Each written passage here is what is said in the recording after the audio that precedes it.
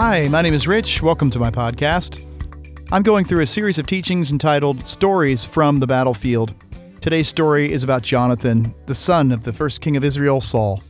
Now, I'm going through these stories because I want you to see that there's a pattern that occurs in the stories. And in this pattern, we learn two beautiful truths. Number one is a truth about God, a character quality of God. God has this way of allowing impossible situations to come into our life that overwhelm us and bring us to a point of despair so that we can experience God's power. Number two, there's often a rare individual of faith who will rise up against all odds, not the majority, a rare person, and believe that God is able to overcome. So, you see, it's just like you and me. We leave the pages of the Bible story, we go into our life, and we face overwhelming circumstances. And we need to be that rare person of faith who rises up and doesn't quit, allows God to enter into the situation, and we experience the same power of the same living God who lived so many years ago. By the way, if you'd like to read this story, it's found in 1 Samuel chapter 14, verses 1 through 23. Now, this story involves the Jews and their age-old enemies, the Philistines. As a new king, Saul had 3,000 troops. He divided them, 1,000 for his son Jonathan, and he took 2,000. And right away we see Jonathan step into action. Unlike his father Saul, who had the 2,000 troops but did nothing, Jonathan right away launched an attack against the Philistines at Geba. When Saul saw what was happening, then he blew the horn and rallied all the troops. And so they defeated the Philistines. Yay, Jonathan, way to go, great man of faith. Victory. However, the Philistines retaliated. They mustered up an army that outnumbered the sands of the seashore, the Bible says, and they attacked Israel, and they hit them so hard that it says that the Jews ran and they fled. Some of them crossed over the Jordan River running for their lives. Some hid in caves, some hid in the thickets, in the bushes. Some hid in holes in the ground, and some hid themselves in cisterns. So once the Jews had fled, then the Philistines did not allow the Jews to have any blacksmiths. Why not? Because the blacksmiths were the ones who manufactured farming equipment and sharpened the farming equipment. But they could also double as weapons manufacturers. In fact, it says in the Bible that the only people left with a sword and a spear in the entire army were Saul and Jonathan. When we begin reading 1 Samuel chapter 14, it summarizes this very well for us. Listen to this. The only thing left of the Jewish army were 600 men, and they had gathered on a hill called Gibeah. Among those 600 men, the only two with weapons were Saul and Jonathan. And then there were the priests on top of the hill with them, and they had this thing called the ephod, and with that they were seeking the will of God. So here's an army of 600 men with no weapons having a prayer meeting, surrounded by an army of Philistines that outnumbered the sand of the seashore. Now, at this point, it's really important to reflect for just a moment. Pause. Think about Jonathan. What was he thinking? What was he feeling? It would be possible for him to feel utter remorse, regret. Why did he take that step of faith and take the armies of Israel out to fight against the Philistines? Because it only resulted in a huge retaliation. After all, it was his fault that the Philistines retaliated in the way that they did. If he had just left these bullies, Philistines alone, just left the tyrants alone, they would never have retaliated the way that they did, and life would have been just as it was beforehand. Now, the only thing left he has to launch an assault is a prayer meeting. One weapon that he has, a weapon that his father has. There's no way that they will ever overcome these tyrants. And now the Philistines have them surrounded on one small hill, these 600 men. It's at times like these that we see the difference between a man of faith and the rest of the people. Jonathan, undaunted, not filled with regret, not looking back at what was a defeat and saying, I should have never taken that first step. I should have left the tyrants alone. I should have never stirred them up. Undaunted, he does something very unusual. And it's in this very unusual step that we learn a few very important lessons. Listen, number one, we see that there is good theology in risky moments of faith. We're going to read an important statement here in just a moment. Listen up. Secondly, we're going to see that in taking a step of faith, there is great risk. But it's that place of risk, good theology, where God is given the opportunity to show up and show his power. So here's how the story works. Jonathan, with only his armor bearer, just the two of them, they broke ranks from the rest of the army. Jonathan told his armor bearer, "Let's go over to the outpost of those Philistines."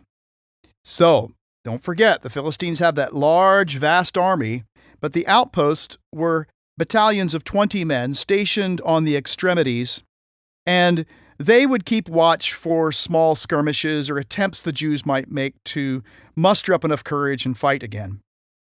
So Jonathan went there, and to get to these men, they had to go down into a valley. And on either side of that valley were two steep cliffs. The Bible tells us the names of those cliffs, and therefore we can approximate where these were, Bozez and Seneh. And he says these words to his armor bearer. Listen carefully to what Jonathan said. "Perhaps the Lord will help us, for nothing can hinder the Lord. He can win a battle whether he has many warriors or few." Listen to that. Perhaps the Lord will help us, for nothing can hinder the Lord. Now, there's something beautiful there in the heart of faith, the cry of faith. The cry of faith is very simple. It is this: God is able. It doesn't matter how bad things are. God is able. That's the cry of faith. Do you hear that? That's good theology coming out of Jonathan's words. Nothing can hinder the Lord. He can win a battle whether he has many warriors or only a few. Jonathan was saying, hey, armor bearer, we can beat the entire army, just two of us. That's all it takes. That's not craziness. That's not insanity. That's faith, because nothing can hinder the Lord. Now, that's that cry of faith. Number one, good theology. But number two, we see and hear this risk. Did you hear what Jonathan said? Perhaps. Perhaps. That means Jonathan didn't know. Hey, how many times are you just like Jonathan? You have not heard a specific word from God to go and do. All you have is the Bible, a situation, and you're pausing, you're hesitant, you're not sure whether you should step in or not step in, and that hesitancy is not good. You see, Jonathan didn't know either. Perhaps the Lord will help us. His statement is not saying that God might be able to, God might have the power. Oh no, God has the power. He just didn't know if this was the moment or not. But I like it. Instead of pausing, instead of hesitating and wondering, he takes the step of faith and gives God the opportunity. That's what he means by perhaps. Hey, if you are at that moment right now, listen, you are never going to experience God's power in your life if you hesitate and back off. That word perhaps, if that's in your mind, then let that perhaps be the launching pad for you to start to take some action into a situation and give God the opportunity to work. Now, I also want you to notice what Jonathan does, and it's very beautiful. He's not heard a direct word from God that said, Jonathan, go, fight the Philistines. He just understands God is able. He's willing to give God the chance. There's great risk.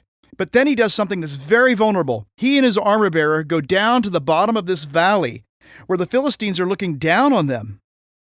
All he had to do was throw some stones on them and it would have killed them.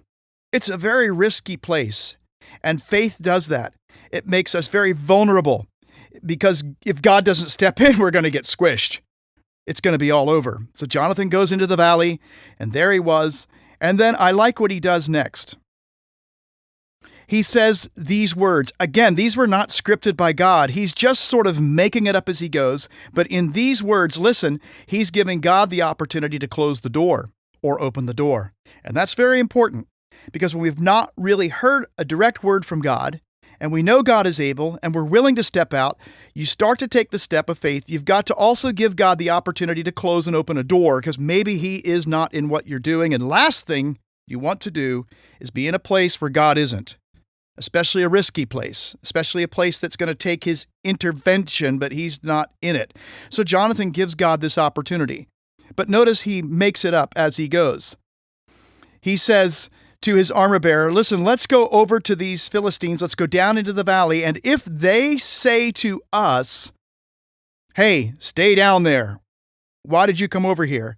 Then we will know God was not in this. But if they say to us, come up here, "What are you doing, you Philistines? Come up here on top of the you Jews, come up here on top of the hill." Then Jonathan said, "We're going to go up to them, and we will know with those words that God has given us the victory." Now, I find that puzzling. I find that just fascinating. Jonathan is scripting out the way for God to give the sign. It's really beautiful. But in all of these things, driving Jonathan is this belief that God can do anything. We've got to at least take the step, and we've got to let him direct. So down into the valley Jonathan went with his armor bearer. And at the bottom of the valley, what did the Philistines say? The Philistines said, "Hey, the Jews are climbing out of their holes in their caves. Come up here." So Jonathan went up onto the hill, and he said to his armor bearer, "Come on, God has defeated this army for us. Let's go." So here goes Jonathan and his armor bearer climbing up this hilltop, up this cliff.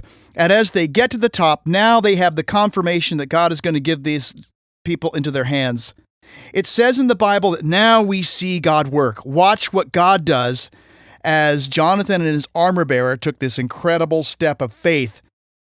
God shows up. And it says in the Bible that Jonathan and his armor bearer defeated 20 men. They killed them, and their bodies lay scattered over half an acre. Second thing, it says suddenly a panic broke out in the Philistine army, including in the outposts, and they began to freak out with paranoia. Something was wrong. Third thing, God sent an earthquake and shook the earth. Isn't that amazing?